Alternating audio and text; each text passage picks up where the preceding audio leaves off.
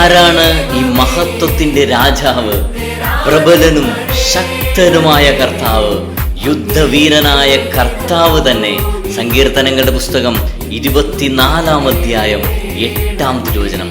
പ്രിയപ്പെട്ടവരെ, കത്തോലിക്ക തിരുസഭ നമ്മുടെ കർത്താവായ യേശു ക്രിസ്തുവിൻ്റെ രാജത്വ തിരുനാൾ ആചരിക്കുന്ന ഈ സുദിനത്തിൽ എല്ലാവർക്കും നമ്മുടെ രാജാതിരാജനായ യേശു ക്രിസ്തുവിൽ നിന്നുള്ള കൃപയും സമാധാനവും.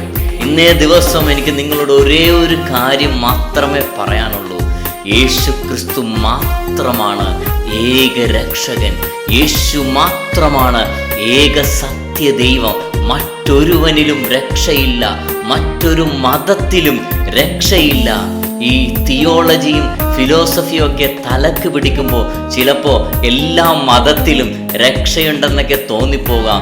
എന്നാൽ അത് നമ്മളങ്ങ് വിട്ട് കളഞ്ഞേക്കണം. വിശുദ്ധ ബൈബിളിൽ ഒന്നേ പറയുന്നുള്ളൂ: ആകാശത്തിന് കീഴേ മനുഷ്യരുടെ രക്ഷയ്ക്ക് വേണ്ടി മറ്റൊരു നാമവും നൽകപ്പെട്ടിട്ടില്ല, യേശുവിൻ്റെ നാമമല്ലാതെ.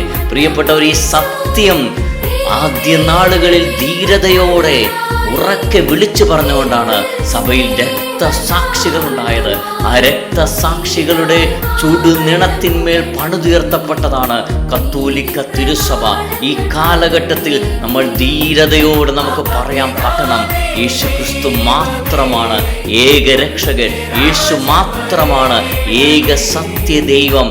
അവൻ്റെ മുൻപിൽ മടങ്ങാത്ത മുട്ടുകളില്ല, അവൻ്റെ മുൻപിൽ ഏറ്റുപറയാത്ത നാവുകളില്ല.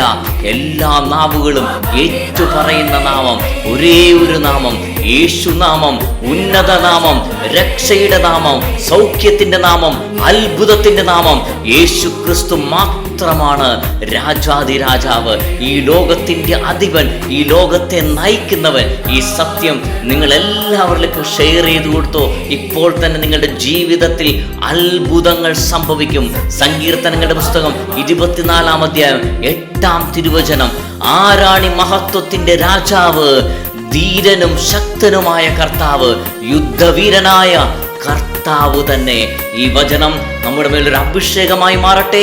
യേശു ക്രിസ്തു ഏക രക്ഷകരെന്ന്, ഏക സത്യ ദൈവമെന്ന് എവിടെയും ധീരതയോടെ വിളിച്ചു പറയാനുള്ള അഭിഷേകം നമുക്കെല്ലാവർക്കും നൽകട്ടെ എന്ന് പ്രാർത്ഥിക്കുന്നു. കർത്താവ് നിങ്ങളെല്ലാവരും സമൃദ്ധമായി അനുഗ്രഹിക്കട്ടെ. ആമേൻ.